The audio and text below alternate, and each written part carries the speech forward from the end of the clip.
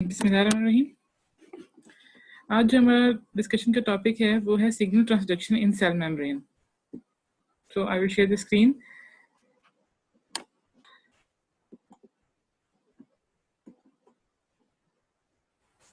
सबसे पहले इंट्रोडक्शन है। इंट्रोडक्शन क्या है कि सेलुलर लेवल पे आपको जैसे पता है कि बहुत सारी एक्टिविटीज़ होती हैं जो कि सेलुलर प्रोसेसेस कैरी आउट करती हैं, ठीक है। उसकी जो सिग्नल ट्रांसमिशन है, जैसे कि बाहर कोई भी एक स्टिमुलस प्रोड्यूस होता है, उसके अकॉर्डिंगली सेल में जो रिस्पॉन्स प्रोड्यूस होता है उस पाथवे को हम कहते हैं सिग्नल ट्रांसडक्शन। जैसे कि आपने इंजाइम्स में पढ़ा होगा, सबस्ट्रेट और एक्टिव साइट की जो कॉपरेशन होती है आपस में, उसी तरीके से हमारे सेल मेम्ब्रेन पे बहुत सारे रिसेप्टर्स होते हैं जिनके साथ आकर कोई भी एक्सटर्नल स्टिमुलस या कोई भी एंजाइम आकर एक्ट करता है और उसके अकॉर्डिंगली जो सेलुलर रिस्पॉन्सेस प्रोड्यूस होते हैं अकॉर्डिंग टू सिग्नल, उसको हम सिग्नल ट्रांसडक्शन कहते हैं, ठीक है। तो बेसिकली सिग्नल ट्रांसडक्शन होता क्या है, इसकी डेफिनेशन आनी चाहिए। सबसे पहले ये कि transmission of molecular signals from the exterior of the cell to the interior is called signal transduction. के बाहर कोई भी जो स्टिमुलस प्रोड्यूस होता है उसके अकॉर्डिंगली सेल में जो चेंजेस आती हैं और सेल उसको कैसे रिस्पॉन्ड करता है, इसको हम कहते हैं सिग्नल ट्रांसडक्शन, ठीक है।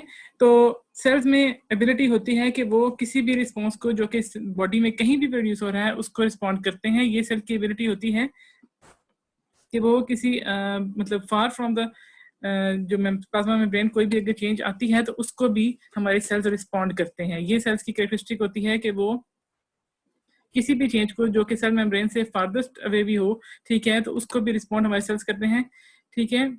नेक्स्ट आ जाते हैं सिग्नल ट्रांसडक्शन के फीचर्स। तो सिग्नल ट्रांसडक्शन बेसिकली एक बहुत स्पेसिफिक और सेंसिटिव प्रोसेस है। इसमें क्या होता है कि कोई भी जब सिग्नल आके बॉडी पे एक्ट करता है तो सेल मेम्ब्रेन पे कुछ रिसेप्टर्स होते हैं जिन पर आकर वो एक्ट करता है।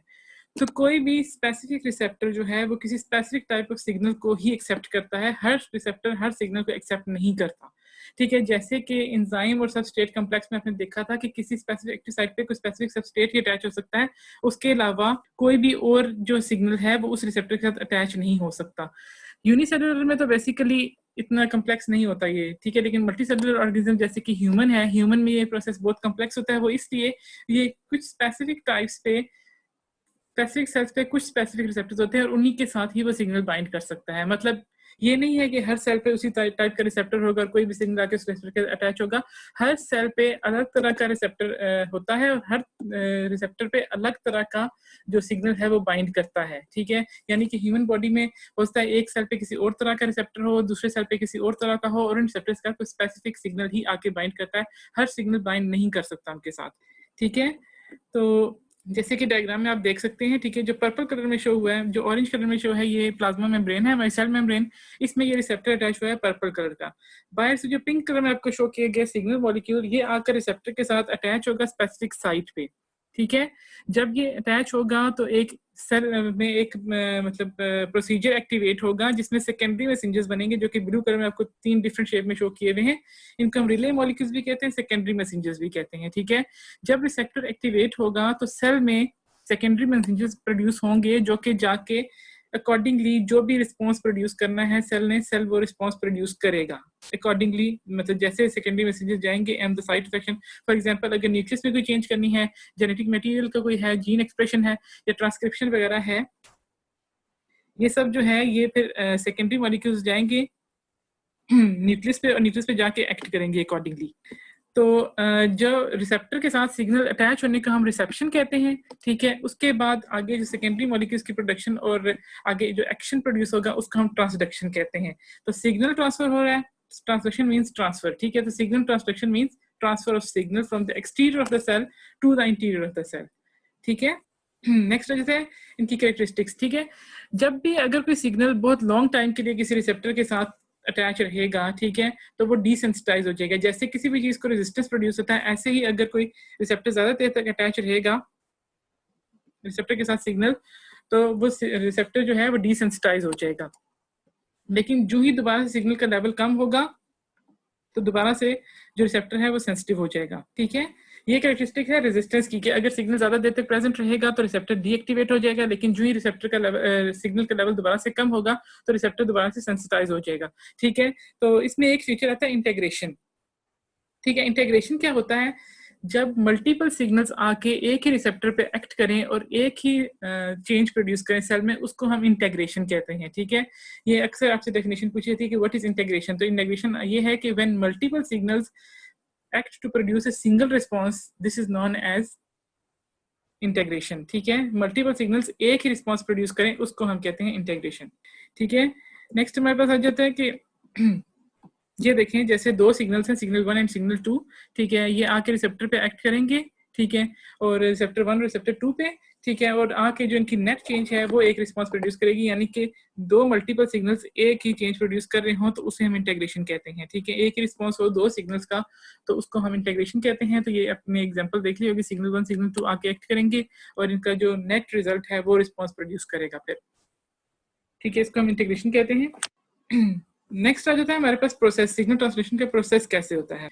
बेसिकली होता है कि जब सिग्नल आता है आके रिसेप्टर पे एक्ट करता है तो रिसेप्टर एक्टिवेट हो जाता है। एक्टिवेट रिसेप्टर जो होता है वो सेल मशीनरी में जब एंटर होता है तो एंटर होने के बाद सेकेंडरी सिग्नल्स प्रोड्यूस करता है, और सेकेंडरी सिग्नल्स जो हैं वो जो भी मेटाबॉलिक एक्टिविटी होती है सेल की उसमें चेंजेस प्रोड्यूस करते हैं सेकेंडरी सिग्नल्स। इसको हम कहते हैं सिग्नल ट्रांसडक्शन। स्टार्ट होती है from the binding of the signal to the receptor और एंड होती है जहां पर सेकेंडरी सिग्नल्स रिस्पॉन्स प्रोड्यूस करते हैं, वहां पर ये एंड हो जाती है ट्रांसडक्शन।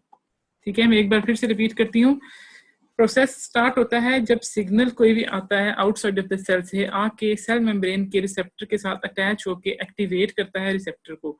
जब रिसेप्टर एक्टिवेट हो जाता है तो वो सेकेंडरी सिग्नल्स प्रोड्यूस करता है और वो सेकेंडरी सिग्नल्स जो हैं वो सेल की मेटाबॉलिक एक्टिविटी को चेंज करते हैं और वहां पे ट्रांसडक्शन एंड हो जाता है। ठीक है, नेक्स्ट ये देखें, आप इसमें देख सकते हैं कि ये जो स्टार शेप में आपको नजर आ रहा है ब्लू कलर में, ठीक है, ये बेसिकली एक सिग्नल मॉलिक्यूल है। सिग्नल मॉलिक्यूल सेल सरफेस पे आया है। ठीक है, कोई स्टिमुलस आया है, स्टिमुलस ने सिग्नल प्रोड्यूस किया, सिग्नल आके रिसेप्टर के साथ अटैच हो गया है। This process known as reception. ठीक है, जब रिसेप्टर के साथ कोई भी सिग्नल मॉलिक्यूल अटैच हो इसको हम रिसेप्शन कहते हैं। ठीक है, रिसेप्शन के बाद क्या होता है कि जब वो जो हमने सिग्नल मॉलिक्यूल बाहर आके रिसेप्टर से अटैच हुआ है, रिसेप्टर को एक्टिवेट किया है, तो रिसेप्टर ने सेकेंडरी सिग्नल्स प्रोड्यूस किए हैं जिनको हम रिले मॉलिक्यूल्स भी कहते हैं। ठीक है, जो आगे आपको तीन स्ट्रक्चर्स नजर आ रहे हैं, ये स्टार है, फिर आगे ओवल है और ये triangle shape. These are known as relay molecules या इनको हम सेकेंडरी सिग्नल्स भी कहते हैं। ठीक है, सेकेंडरी सिग्नल्स जो हैं वो साइटोप्लाज्म के थ्रू ट्रैवल करके on the site of action जाएंगे। फॉर एग्जांपल न्यूक्लियस या एंडोप्लाज्मिक रेटिकुलम या कोई भी सेल ऑर्गेनेली हो सकता है जहाँ पे कोई भी प्रोसीजर हो, जैसे एंडोप्लाज्मिक रेटिकुलम में प्रोटीन्स बनती हैं, न्यूक्लियस में जीन एक्सप्रेशन होता है, बहुत सारे ऐसे डिफरेंट फंक्शंस डिफरेंट ऑर्गेनेल्स के मैं आपको पहले लेक्चर में बता चुकी हूँ। ठीक है, तो वो आके फिर सेलुलर रिस्पॉन्स जो है वो प्रोड्यूस करते हैं। तो जो सेकेंडरी सिग्नल्स बनते हैं उसको हम ट्रांसडक्शन कहते हैं, और जब एक्शन प्रोड्यूस होता है तो उसको हम कहते हैं रिस्पॉन्स। ठीक है, होपफुली आपको समझ आ गई होगी। ठीक है, नेक्स्ट आ जाते हैं टाइप्स ऑफ रिसेप्टर्स आ जाते हैं हमारे पास। ठीक है, तो several types of receptors cell membrane में जो प्रेजेंट होते हैं। ठीक है, इसमें से मोस्ट इंपॉर्टेंट जो है वो है जी प्रोटीन कपल्ड रिसेप्टर्स। जी प्रोटीन कपल्ड रिसेप्टर्स आपके प्रॉफ का क्वेश्चन है, प्रॉफ में कई बार ये क्वेश्चन आता है। ठीक है, और इसलिए इसको इंपॉर्टेंट मार्क कर लें, जी प्रोटीन कपल्ड रिसेप्टर्स आपके प्रॉफ का क्वेश्चन है। ठीक है, तो जी प्रोटीन कपल्ड रिसेप्टर्स बेसिकली होते क्या हैं? ये वो होते हैं जो कि इंट्रासेलुलर सेकेंडरी मैसेंजर्स को एक्टिवेट करते हैं। जैसे अब मैंने आपको बताया कि जब रिसेप्शन होती है, जब सिग्नल आके रिसेप्टर के साथ अटैच होता है तो उसके आगे रिले मॉलिक्यूल्स बनते हैं। ठीक है, रिले मॉलिक्यूल्स की एक्टिवेशन जी प्रोटीन कपल्ड रिसेप्टर्स करते हैं। ठीक है, यानी कि इंट्रासेलुलर एक्टिविटी जो है वो जी प्रोटीन कपल्ड रिसेप्टर्स करते हैं जो कि सेकेंडरी मैसेंजर्स को एक्टिवेट करते हैं। ठीक है, नेक्स्ट हमारे पास टाइप आती है receptor tyrosine kinase. Tyrosine kinase का फंक्शन क्या होता है कि बहुत सारी प्रोटीन्स होती हैं सेल में, ठीक है, जिनकी फॉस्फोराइलेशन होती है। फॉस्फोराइलेशन मैंने आपको पहले बताया था, किसी भी ऑर्गेनिक मॉलिक्यूल में जब फॉस्फोरस का एडिशन किया जाता है तो उसको हम कहते हैं फॉस्फोराइलेशन। ठीक है, तो टायरोसिन काइनेज का फंक्शन है फॉस्फोराइलेशन। ठीक है, उसके बाद नेक्स्ट हमारे पास जो टाइप आती है वो है रिसेप्टर ग्वानिलाइल साइक्लेज।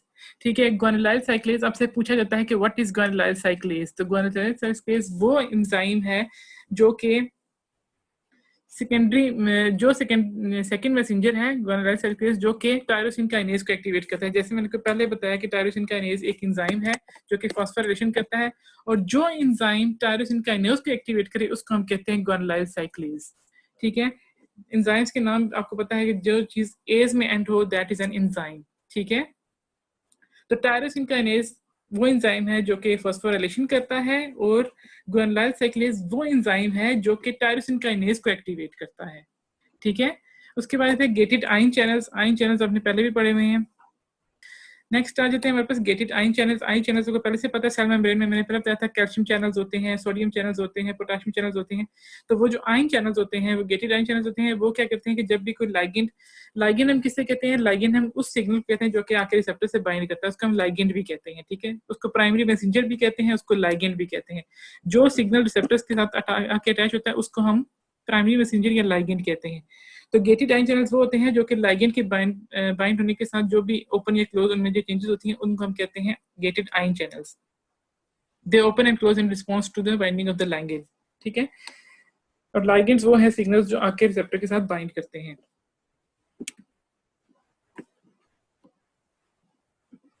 नेक्स्ट हमारे पास टाइप आती है एडहेरेंट रिसेप्टर्स।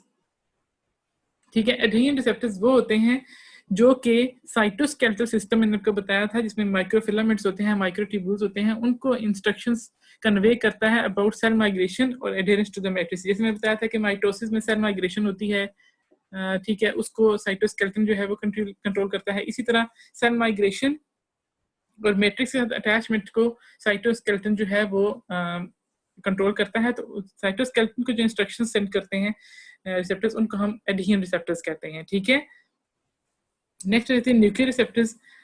न्यूक्लियर रिसेप्टर्स वो हैं जो कि स्पेसिफिक जीन्स को ट्रांसक्राइब और ट्रांसलेट करते हैं प्रोटीन्स में। ठीक है, उनको हम न्यूक्लियर रिसेप्टर्स कहते हैं। न्यूक्लियर रिसेप्टर्स क्यों कहते हैं, क्योंकि ये सारा प्रोसेस न्यूक्लियस में हो रहा है। ठीक है, जो कि जीन एक्सप्रेशन को ट्रांसक्राइब और ट्रांसलेट करते हैं डिफरेंट प्रोटीन्स में। ठीक है, उनको हम न्यूक्लियर रिसेप्टर्स कहते हैं। ये 6 टाइप्स हैं आपके पास, मैं दोबारा से रिपीट करती हूँ। One is G protein coupled receptors, second is receptor tyrosine kinase, third is receptor guanylyl cyclase, fourth one is gated ion channels, fifth one adherent receptors, and last one nuclear receptors.